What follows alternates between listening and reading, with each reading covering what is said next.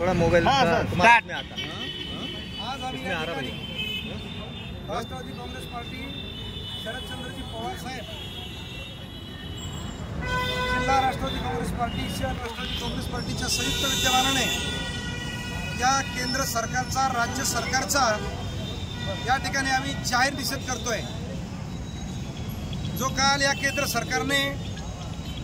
काल अर्थसंकल्प जाहीर केला त्या अर्थसंकल्पामध्ये त्यांनी या महाराष्ट्राच्या तोंडाला पाने पुसली आपण त्याला म्हणू असं। महाराष्ट्र नजरेपुढे ठेवून त्यांनी अर्थसंकल्प केला नाही। या महाराष्ट्रातील जनतेच्या अडचणी त्यांनी त्या समजून घेऊन हा अर्थसंकल्प सादर केला नाही आणि एक खुन्नस म्हणून या महाराष्ट्रामध्ये महाविकास आघाडीचे जास्तीत जास्त खासदार निवडून आले। या महाराष्ट्रातली जनता ही आदरणीय शरदचंद्रजी पवार साहेब, उद्धवजी ठाकरे साहेब, सोनिया गांधी साहेब यांच्या नेतृत्वावर विश्वास ठेवून या ठिकाणी जास्तीत जास्त खासदार निवडून आले आणि याचा राग, याचा द्वेष म्हणून या मोदी सरकारने त्याच्यातल्या अर्थमंत्र्याने या ठिकाणी कालचा जो अर्थसंकल्प जाहीर केला त्या अर्थसंकल्पामध्ये या ठिकाणी महाराष्ट्राला महत्त्वाचं स्थान दिलं नाही आणि जो अर्थसंकल्प सादर केला त्या अर्थसंकल्पामध्ये त्यांनी जिथं आणखी पुढे निवडणुका आहेत अशी दोन राज्य डोळ्यापुढे ठेवून त्या ठिकाणी झुकतं माप देण्याचा प्रयत्न या मोदी सरकारने, भारतीय जनता सरकारने, या करंट्या दळभद्री सरकारने या ठिकाणी अशा पद्धतीने निर्णय घेतला आणि ही महाराष्ट्रातली जनता दूध खुली नाही आहे की हाचा आणि त्याचा निषेध म्हणून या भारतीय जनता पक्षाचं सरकार, त्याचे सहकारी पक्ष, देशातले राज्यातले हे सगळे महाराष्ट्रातल्या मागे पाय धुवून लागलेत। परंतु आदरणीय शरदचंद्रजी पवार साहेबांच्या नेतृत्वाखाली राज्यात देशाची काही घोडदौड चालली, ही घोडदौड पाहून सनी त्यांच्या पोटामध्ये गोळा उठायला लागला आणि म्हणून या ठिकाणी त्यांनी या देशातला, राज्यातला शेतकरी त्यांनी डोळ्यापुढे ठेवला नाही, या राज्यातला कामगार, काबाड कष्टकरी डोळ्यापुढे ठेवला नाही, या देशातली गोरगरीब जनता डोळ्यापुढे ठेवली नाही। ही ज्यांना आपल्या डोळ्यापुढे ठेवून ही हा अर्थसंकल्प सादर व्हायला पाहिजे होता त्या पद्धतीच्या तरतुदी या अर्थसंकल्पामध्ये नाही आहे आणि म्हणून त्याचा निषेध करण्यासाठी आम्ही याच ठिकाणी शहर आणि जिल्हा राष्ट्रवादी काँग्रेस पार्टी शरदचंद्र पवार यांच्या वतीने त्या केंद्र सरकार, राज्य सरकारचा जाहीर निषेध आम्ही या ठिकाणी करतोय आणि मला असं वाटतं की त्यांच्या पायाखालची वाळू सरकली।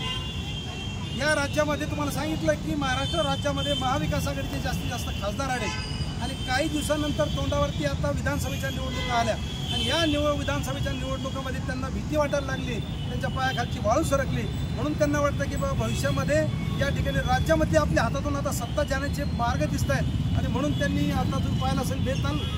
देशाचा पंतप्रधान, या राज्याचे मुख्यमंत्री, उपमुख्यमंत्री बेताल वक्तव्य करायला लागलेत। मोदी शहाचं तुम्ही परवा वक्तव्य पाहिलं असेल, आदरणीय उद्धव ठाकरेजीच्या बद्दल ते काय बोलतायत, आदरणीय पवार साहेबांच्या बद्दल ते काय बोलतायत, म्हणजे यांनी पातळी सोडून सरी बेताल वक्तव्य करण्याचा प्रयत्न या ठिकाणी केला आहे। परंतु मला या ठिकाणी या आंदोलनाच्या निमित्तानं, या निषेध मोर्चाच्या निमित्तानं तुम्हाला एवढंच या ठिकाणी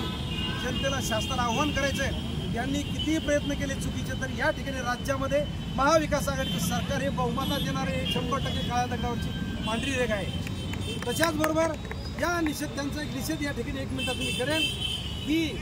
पाहिलं असेल आता डोळ्यापुढे निवडणुका ठेवून या मुख्यमंत्र्यांनी, या राज्यातल्या या दळभद्री सरकारने लाडकी बहीण योजना चालू केली आणि यांना आजपर्यंत बहीण आठवली नाही, परंतु पडली मताची कडकी म्हणून आठवली बहीण लाडकी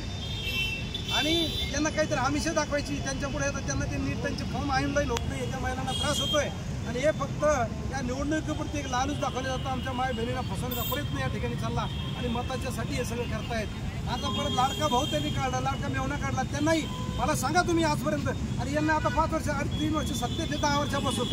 एवढे सत्याचे काळ असताना यांनी काय नाही सुशील बेरोजगाराला भत्ता चालू केला। आता ते म्हणतात 12वी पासला आम्ही 6,000 देऊ आणि ग्रॅज्युएटवाल्याला 12,000 देऊ आणि या राज्यात खडखडाट, तिजोरीमध्ये खडखडाट आहे, अर्थव्यवस्था वाईट झाली आहे, या ठिकाणी मोठं कर्जबाजारी हे राज्य झालेलं आहे, यांच्याकडे खर्चायला पैसे नाही, पगाराला पैसे नाही, अनेक शासकीय कर्मचाऱ्यांचे 4-4 महिने पगार होत नाही आणि कुठून सनी या योजनात हे पैसे घालतील। परंतु हे लोकांच्या डोळ्यात धूळ फेक म्हणून निवडणुका आल्या म्हणून सरी फक्त घोषणा करणं, याच्या पुढच्या घोषणा पाहिल्या असेल की 15 लाखाच्या घोषणा केल्यात, गोरगरिबाला त्यांनी घरं देण्याचे कबूल केले, अशा अनेक फसव्या योजना केल्या आणि या ठिकाणी कोणालाही त्याचा लाभ झाला नाही। अशाच प्रकारच्या डोळ्यापुढे निवडणुका ठेवून त्यांनी अशा पद्धतीच्या घोषणा त्या ठिकाणी करतात. जनतेने या मूर्खाकडे त्यांच्या बळी पडू नये.